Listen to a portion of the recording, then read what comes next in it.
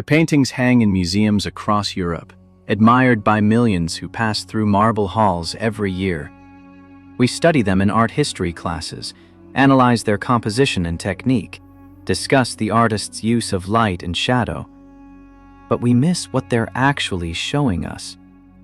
These aren't romantic imaginings or artistic license. They're documentation, evidence captured by witnesses to an event that rewrote the surface of the planet. Look closely at Giovanni Battista Piranesi's engravings from the mid-18th century. His views of Rome show us a city that no longer exists. The famous Pyramid of Cestius, a monument that still stands today, appears in his work buried deep underground. The people in his images walk at what would be several stories above the pyramid's current base. The landscape around them isn't architecture rising from flat ground, it's frozen waves of mud and clay, as if some massive surge of liquid earth washed over the city and then solidified. Move forward decades to Fyodor Matveyev's work at the end of the same century.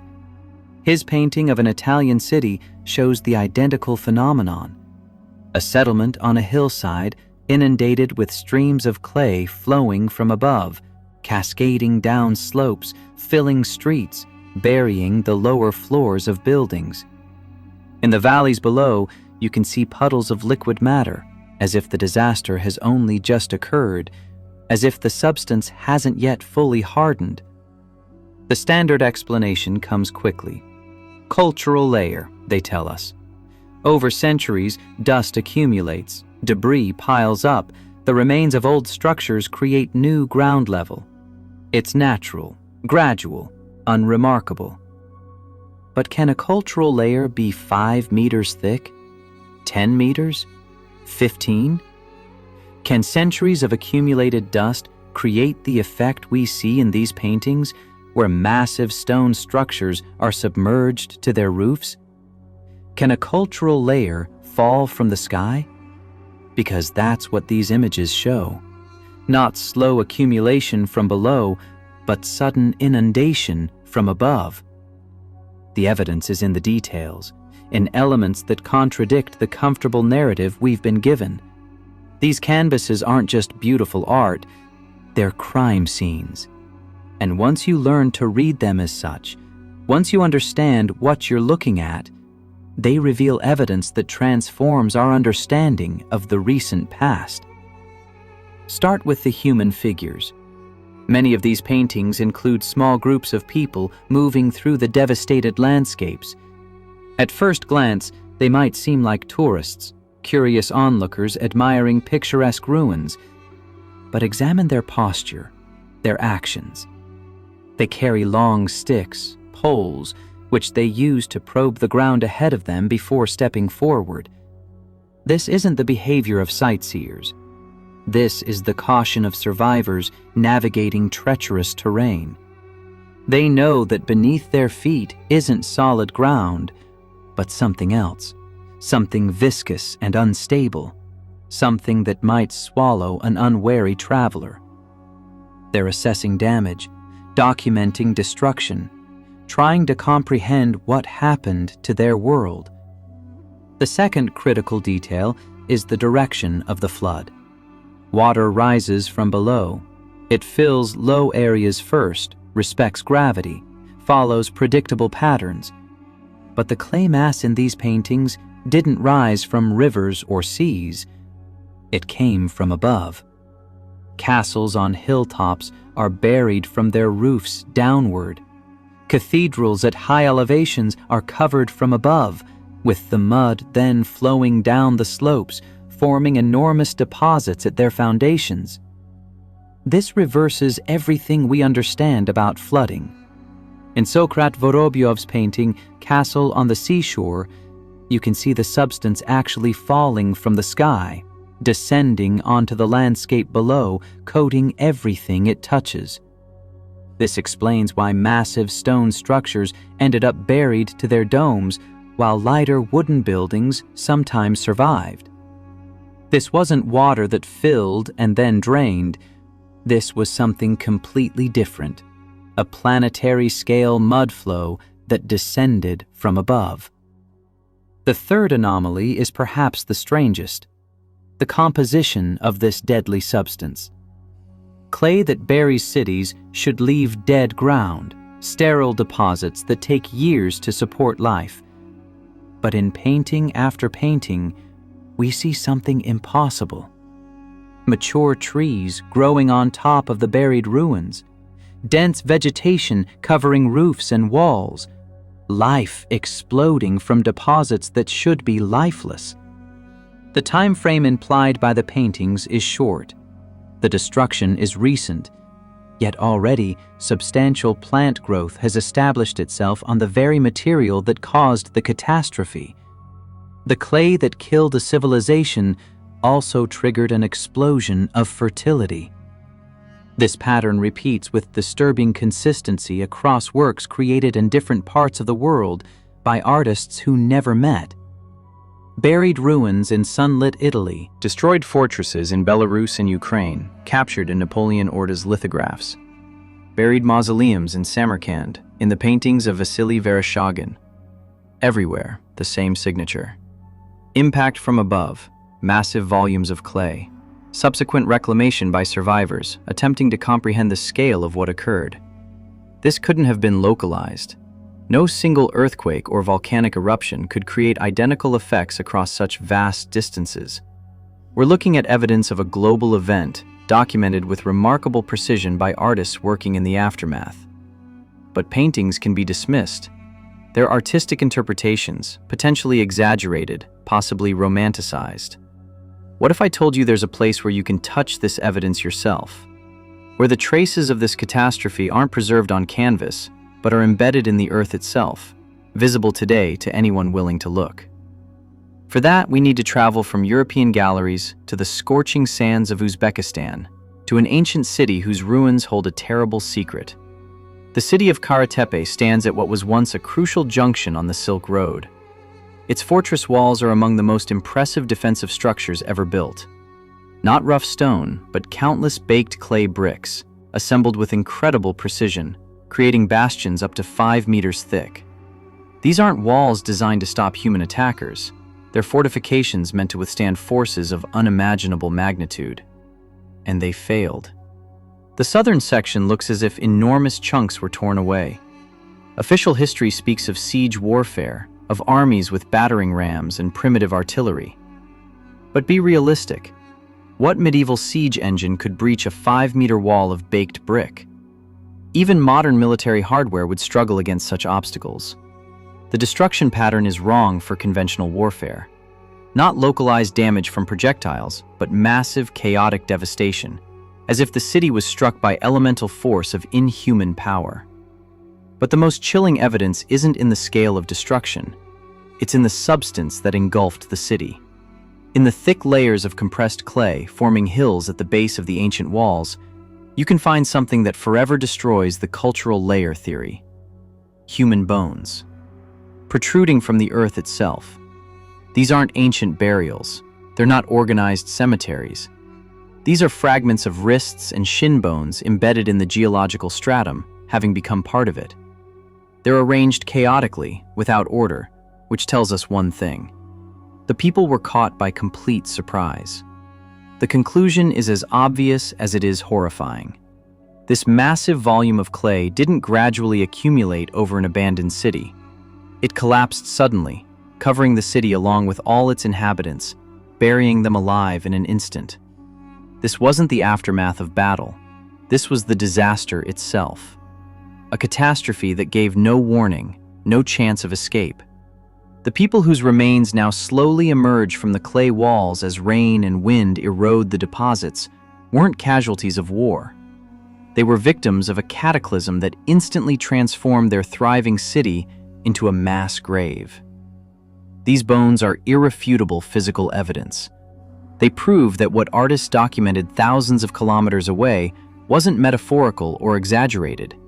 It was literal. A deadly force swept across the planet, destroying everything in its path, burying cities and their inhabitants in deposits that would later be explained away as cultural layers. Armed with this knowledge, We can return to European artworks and understand them not as isolated romantic pieces, but as snapshots from different locations of a single global crime scene. Napoleon Orta's work provides the most comprehensive documentation. In the 19th century, this remarkable artist and composer traveled through lands we now know as Belarus, Poland, and Ukraine, creating lithographs that function as forensic reports on the state of the post-catastrophe world.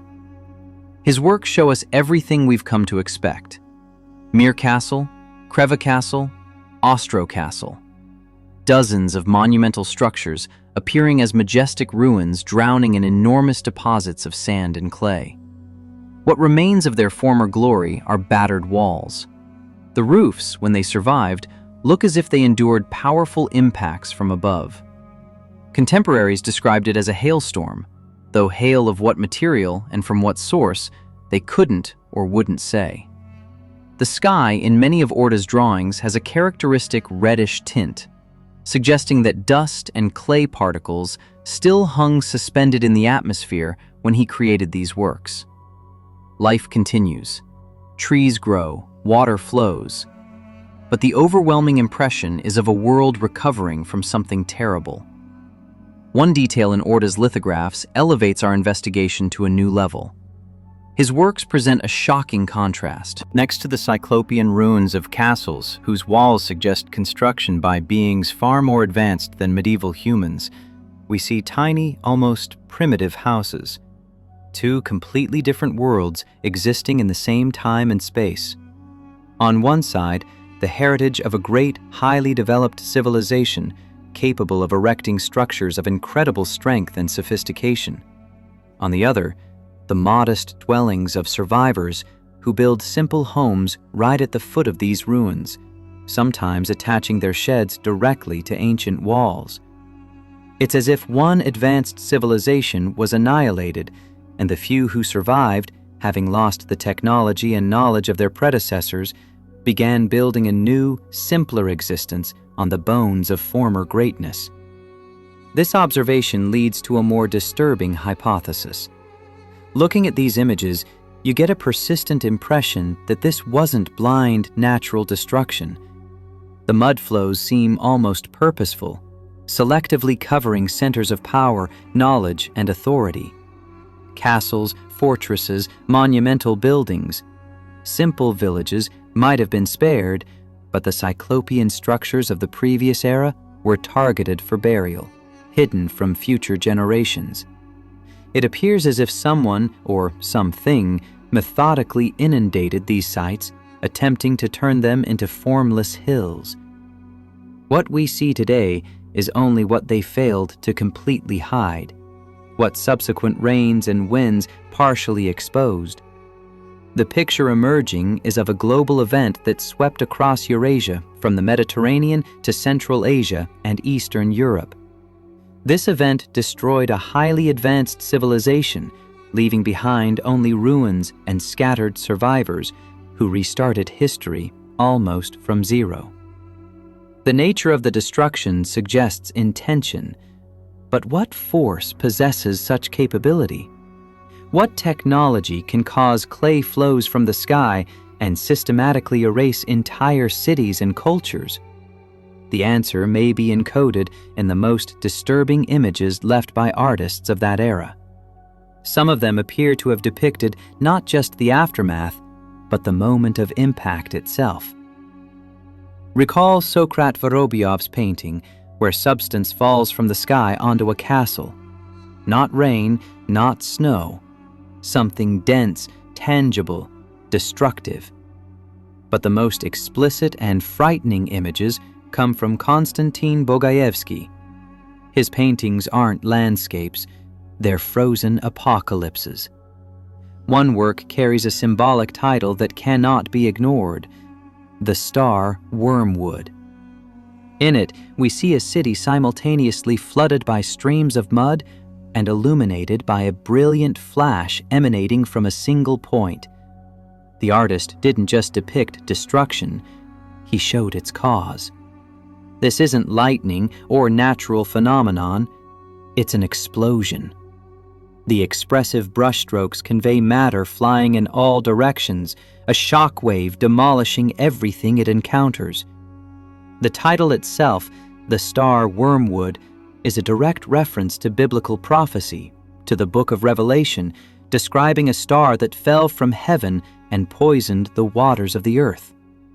Was the artist trying to communicate that the catastrophe had cosmic origin, or something even more terrifying, that it was man-made, the result of weapons technology with consequences comparable to biblical apocalypse?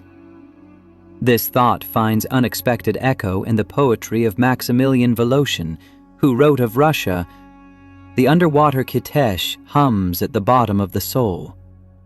The legendary city of Kitesh, according to folklore, sank beneath the waters of Lake Svetloyar to escape its enemies. Since then, only those pure of heart, supposedly, can hear the ringing of its bells and see its reflection in the water. A beautiful legend, but examine Lake Svetloyar itself. It has an almost perfectly round, geometrically regular shape and great depth, completely uncharacteristic of lakes in that region. Its outline is frighteningly similar to a crater from a massive explosion. What if the legend of Kitesh is distorted folk memory of an actual event? What if a great city really stood on that site, but it didn't sink into water through divine intervention? It was destroyed by a colossal explosion that left behind a perfectly round crater, which eventually filled with groundwater. The ringing of bells supposedly heard from beneath the surface could be phantom memory, the echo of a monstrous roar that shook the earth during the city's destruction. Perhaps we're examining evidence of a war fought by the previous civilization, a war using weapons of such destructive power that they left permanent scars on the planet's surface in the form of perfectly circular lakes. Explosions, clay flows from the sky, buried cities, annihilated civilizations. All these seemingly disconnected fragments, the paintings of artists, the human bones in Kara Tepe, the ruins scattered across Europe, the legend of Kitesh, assemble into a single, shocking picture. A picture of a world that survived a war or a series of strikes, using weapons unknown to our current civilization. And this picture completely contradicts everything we were taught about the calm, measured 19th century, with its industrial revolution and Victorian propriety. Let's retrace the chain of evidence to appreciate its power. We began in art galleries with visual testimony from dozens of 19th century artists who, as if working from shared knowledge, all painted the same phenomenon. Cities buried under clay that fell from above. We saw people with poles probing viscous sludge and understood they weren't tourists, but survivors. We saw trees sprouting instantly from ruins and realized the substance that brought death was unnaturally fertile. These paintings became our first crucial evidence, silent testimony from an era closer to the catastrophe than our own. But art can be dismissed as fantasy until that fantasy finds chilling confirmation in physical reality. Kara Tepe provided irrefutable evidence, 5-meter walls destroyed with inexplicable force, and most importantly, human remains embedded directly in geological strata. These bones cry out across centuries that the catastrophe was real, sudden, and deadly to all living things. This terrible discovery allowed us to grasp the true scale. Napoleon Orta's work and that of other documentarians expanded the map of destruction from Central Asia to the heart of Europe. We saw that everywhere, next to megalithic ruins of a great civilization, huddled the primitive structures of a new world. This wasn't localized disaster, but global cataclysm that drew a thick line between two eras, erasing one almost completely. Finally, we identified a possible cause. The disturbing imagery in Bogojevsky's paintings, his star wormwood depicting a brilliant flash resembling an explosion, the legend of Kitej and Lake Svetloyar, frighteningly similar to an impact crater. All of this indicates we're dealing not with blind natural forces, but with consequences of warfare or targeted strikes whose power seems impossible by current standards. Standing on the ruins of this forgotten world, we face the most important questions. Who were they, these masters of stone whose cyclopean structures still stagger imagination? What level of technology and knowledge did they possess to erect such masterpieces across the globe? Why was their legacy so cruelly, suddenly, and seemingly systematically erased from history? And what really happened in that supposedly quiet 19th century that made the world shudder and restart its history from nearly zero? The destruction pattern suggests purpose. Natural disasters don't selectively target monumental structures while leaving simpler buildings intact. Natural disasters don't create identical effects across continents separated by thousands of kilometers. Natural disasters don't bury cities under clay that falls from the sky. We're looking at evidence of something else, something that official history cannot and will not acknowledge, because doing so would require dismantling the entire framework of accepted historical narrative. Consider what we've been told about the 19th century. It was a time of progress, of industrial advancement, of expanding empires and growing populations. A century of relative stability between the Napoleonic Wars and the First World War. But the evidence from art, from ruins, from physical geology tells a completely different story. It describes a world recovering from near total devastation. A world where survivors emerged from catastrophe to find their cities buried, their infrastructure destroyed, their advanced predecessors gone. The primitive houses clustered around megalithic ruins in Orda's lithographs aren't evidence of architectural evolution. They're evidence of civilizational regression. The survivors who built those modest dwellings had lost the knowledge and capability that created the structures they were sheltering against. This explains so much that official history struggles to account for. Why do we find advanced architectural and engineering techniques in structures supposedly built during the Dark Ages? Because they weren't built during that period. They were inherited from before the catastrophe, and their construction methods were already lost by the time survivors began attempting to repair and inhabit them. Why do we see such dramatic difference in construction quality between old city centers and newer developments? Because the old centers weren't built by us. We moved back into them after excavation, but we lack the knowledge to replicate what we found. Why do historical records from the 19th century contain so many references to improvements, to massive excavation projects, to taming the terrain? Because the world was literally digging itself out from under deposits left by the catastrophe. The artists who documented this weren't creating romantic fantasies. They were recording what they saw. Cities emerging from burial, survivors attempting to reclaim ruins. A world in the process of recovery from an event that officially never happened. But why hide it? Why construct an alternative historical narrative instead of acknowledging what occurred? Because the truth is too destabilizing. If people understood that advanced civilization was destroyed within the last few centuries, that we're living in a recovered world rather than a continuously developing one, the implications would shatter the foundations of modern society. All claims of cultural continuity would collapse. National identities built on ancient histories would lose legitimacy. The very concept of progress would be revealed as illusion. We're not standing on the shoulders of our ancestors, building higher and higher. We're struggling to relearn what they knew, attempting to reach the level they achieved before something destroyed them. And if it happened once, if an advanced civilization was erased within historical memory, what prevents it from happening again? That question is too dangerous for established powers to allow. So instead, we get comfortable narratives about cultural layers and romantic ruins. We get explanations that don't quite work, but are repeated often enough that people stop questioning them. The evidence has been visible all along, in museums, in art collections, in the ruins scattered across Europe and Asia.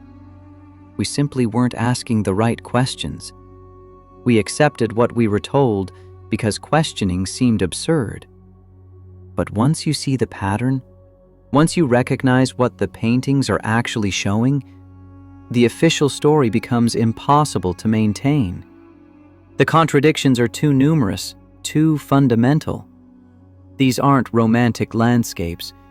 They're documentary evidence from witnesses to a global catastrophe that reshaped the surface of the planet and erased an advanced civilization from existence. The bones in the clay walls of Karatepe don't lie.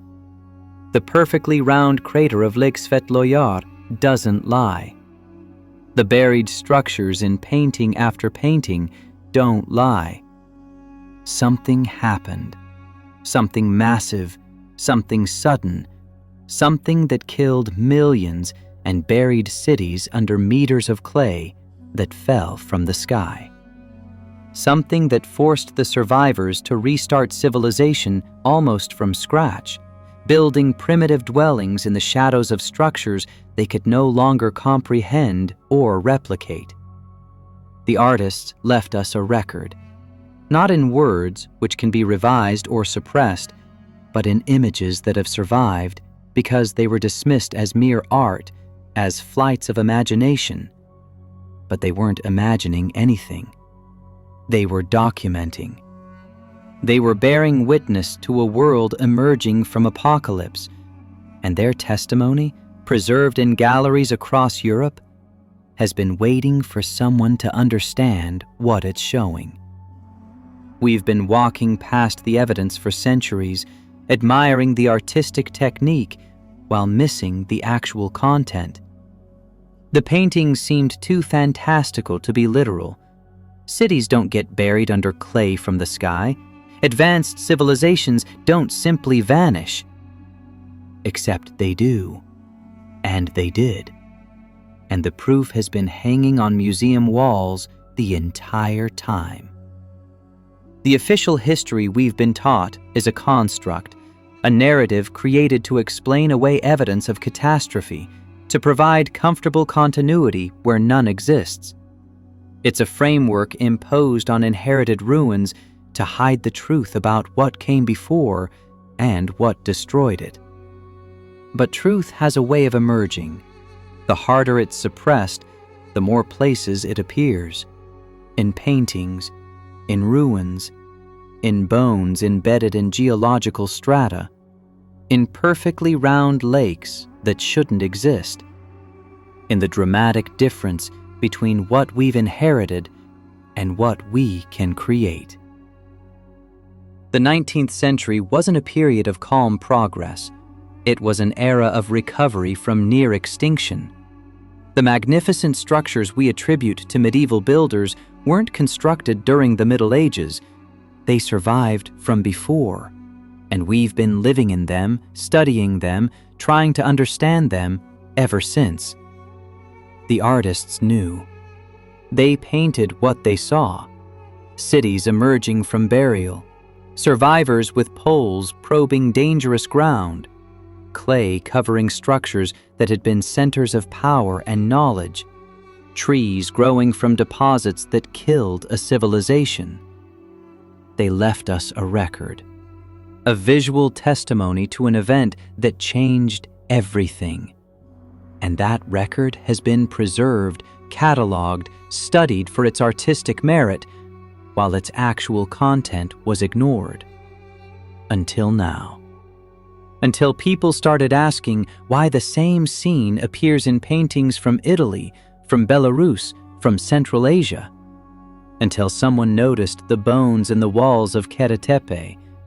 Until the pattern became too obvious to dismiss. We're living in a recovered world. Our civilization is younger than we've been told. The magnificent structures we inherited aren't proof of continuous progress, but evidence of catastrophic loss. We're not advancing beyond our ancestors. We're struggling to reach the level they achieved before something annihilated them. And the most terrifying question remains unanswered. What caused it? What force can bury cities under meters of clay that falls from the sky? What weapon can create perfectly round craters hundreds of meters across? What catastrophe can selectively target centers of advanced civilization while leaving simpler structures intact? The paintings suggest explosions, bright flashes, impact from above, the star wormwood falling from heaven, terminology that appears in ancient prophecies describing the end of the world. Were those prophecies actually memories? Records of something that happened before? Preserved in religious texts because that was the only framework available to describe what people witnessed? We don't have all the answers, but we have enough evidence to know the questions are real, that the official history is false, that everything we've been taught about the 19th century and the time before it is carefully constructed misdirection. The truth is buried, literally buried under meters of clay, and metaphorically buried under centuries of official narrative designed to hide what actually occurred. But it's emerging, in paintings finally understood for what they are, in ruins that don't match their official dating, in bones that prove sudden catastrophe, in lakes that are really craters, in the dramatic contrast between what we've inherited and what we can build. The artists left us a record, silent testimony from witnesses to apocalypse. And that testimony has been waiting in museums and galleries for someone to understand what it's showing. Now you've seen it. Now you know what those paintings actually depict. Now you understand that the romantic ruins and artistic landscapes are something else entirely. They're evidence, documentation of a global catastrophe that destroyed advanced civilization and forced survivors to rebuild from nearly nothing. A catastrophe that happened recently enough to be documented by artists, but long enough ago to be explained away by official history. The 19th century is hiding something massive, something that changed everything. And the evidence has been hanging on museum walls the entire time, waiting for us to understand what we're looking at. The truth isn't something we're told. It's something we must discover for ourselves by learning to see what's actually there rather than what we're told should be there. The paintings don't lie. The bones don't lie. The ruins don't lie. Only the narrative lies. Only the official explanation fails to account for what the evidence actually shows. We live in a recovered world, and the proof has been visible all along.